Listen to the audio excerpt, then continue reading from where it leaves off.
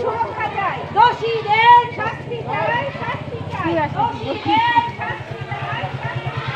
কি বলতে বুঝতে পারছি না।